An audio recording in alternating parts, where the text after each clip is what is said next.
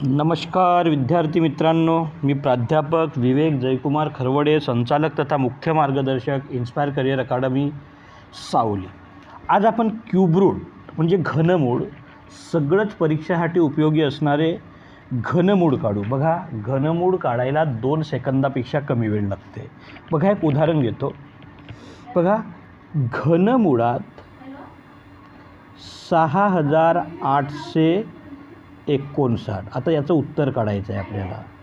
सगळ्यात आधी एकक स्थानाचा अंक विचारात घ्या। एकक स्थानाचा अंक 9 आहे। बघा, मी इथं काही तुम्हाला असं कोडिंग लिहून दिलं। 1चं घन 1, 2चं घन 8, 3चं घन 27, 4चं घन 64, 5चं घन 125, 6चं घन 216, 7चं घन 313, 8चं घन 512, 9चं घन 729, 10चं घन 1000। आपल्याला 10पर्यंतचे जरी घन पाठ असले तरी आपण 100पर्यंतच्या संख्यांचे जे घनसंख्या येतात त्यांचं घनमूळ सहजरित्या काढू शकतो। आता परत एकदा बघा, जर एकक स्थानात 1 असेल तर घनसंख्येत सुद्धा 1 असतो, किंवा घनसंख्येत जर 1 असेल तर त्याचं घनमूळ सुद्धा 1च असतो। कळलं? एकक स्थानात 4 असतील तर घनसंख्येत 4 असतात। त्या घनसंख्येत जर 4 असतील तर त्याचं घनमूळ काढताना जी काही संख्या असते त्याच्या एकक स्थानात 4 असतात। 5 असेल तर 5, 6 असेल तर 6, 9 असेल तर 9, 0 असेल तर 0। पण 1, 4 असेल तर 4, 5 असेल तर 5, 6 असेल तर 6, 9 असेल तर 9, 0 असेल तर 0। आणि बघा, 2 असेल तर 8 आणि 8 असेल तर 2। म्हणजे बघा, 2चं घन 8 म्हणजे 2 असेल तर 8 आणि 8चं घन किती 512 म्हणजे काय 8 असेल तर 2 म्हणजे 2 असेल तर 8 आणि 8 असेल तर 2। नंतर 3 असेल तर 27 म्हणजे एकक स्थानात 7 आणि 7चं घन 343 म्हणजे एकक स्थानात 3। म्हणजे पाठ काय करायचं, 2 असेल तर 8, 8 असेल तर 2 यांची बेरीज 10च होते। 3 असेल तर 7 आणि 7 असेल तर 3 यांची पण बेरीज 10 होते। बाकी 1 असेल तर 1, 4 असेल तर 4, 5 असेल तर 5, 6 असेल तर 6, 9 असेल तर 9 आणि 0 असेल तर 0। आता बघा, एकक स्थानात 9 आहे म्हणजे उत्तराच्या सुद्धा एकक स्थानात किती येणार, 9च येणार। कळलं? 3 अंक सोडून द्यायचे। उरलेला जो एक अंक आहे 6, त्याच्या आधीची वर्गसंख्या कोणती?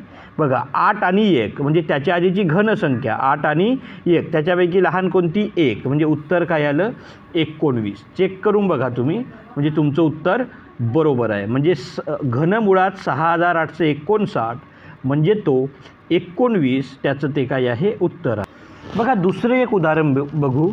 घनमुळात 27000, घनमुळात 27000। बघा, अगदी साधं सोपं आहे। 3 शून्य आहेत म्हणजे एकच घ्यायचं।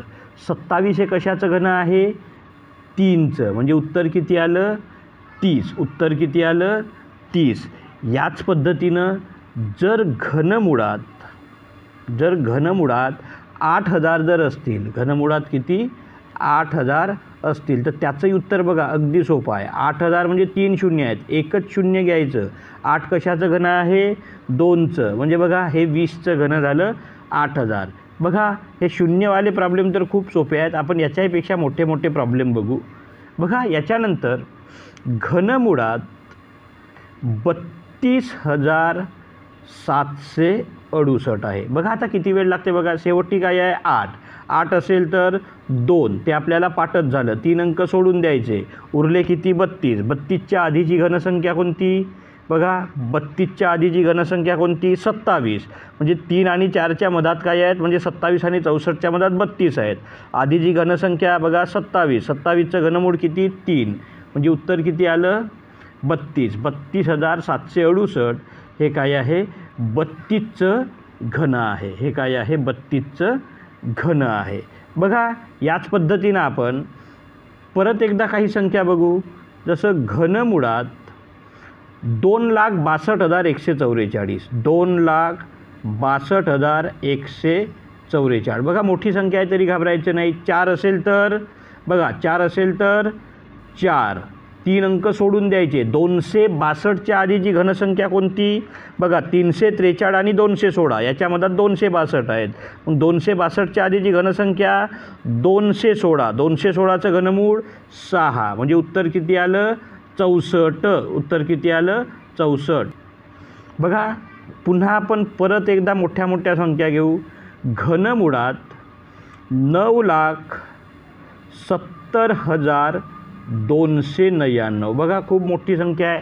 आता याचं घनमूळ काढू आपण. 9 आहे म्हणजे काय येणार? 9च येणार, म्हणजे प्रश्नच नाही.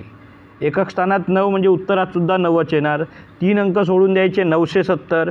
970च्या आधीची घनसंख्या कोणतं? 9चं घन 729, 10चं घन 1000. म्हणजे आधीची घनसंख्या कोणती? 729. 970पेक्षा 1000 मोठे आहेत. आपल्याला लहान संख्या घ्यायची आहे म्हणजे 729. 729 कशाचं घन? 9चं. म्हणजे बघा हे 99चं काय आहे हे? म्हणजे 9,70,299 यांचं घनमूळ किती आहे? 99. बघा परत एकदा आपण एखादी मोठी संख्या घेऊ. घनमुळात 5,51,368. बघा घनमुळात 5,51,368. 8 आहेत तर किती येणार? 2. लक्ष द्या. 8 आहेत तर किती येणार? 2. 3 अंक सोडून द्या. उर्वरित 551. आता 551पेक्षा लहान कोणते आहेत? 512. म्हणजे 8चं घन 512. म्हणजे त्याचं 512चं घनमूळ किती? 8. म्हणजे उत्तर किती आलं? 82. उत्तर किती आलं? 82.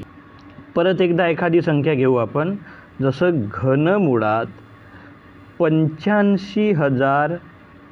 बघा घनमुळात 85,184. बघा आता याचं उत्तर काढू आपण. घनमुळात 85,184. बघा किती येतं उत्तर? बघा 4 आहे. काय आहे? एकक स्थानात 4 म्हणजे काय येणार? 4च येणार. 3 अंक सोडून द्यायचे. उरले किती? 85. 85च्या आधीची वर्गसंख्या बघा 125 आणि 64च्या मध्यात 85 आहेत. लहान कोणते? 64. म्हणजे ते घनमूळ काय 64चं? 4. म्हणजे उत्तर किती आलं? 44. उत्तर किती आलं? 44. बघा अगदी याच पद्धतीनं तुम्ही कोणत्याही संख्येचं घनमूळ काढू शकता. परत एकदा आपण एका संख्येचं काढू. बघा 15,625. 5 आहेत म्हणजे 5च येणार. 3 अंक सोडून द्यायचे. उरले किती? 15. 15च्या आधीची घनसंख्या 8. 8चं घनमूळ 2. म्हणजे उत्तर किती आलं? 25. अशा पद्धतीने तुम्ही कोणत्याही प्रकारच्या कितीही मोठ्या घनसंख्येचं घनमूळ लवकरात लवकर किंवा अगदी 2 सेकंदामध्ये काढू शकता. धन्यवाद.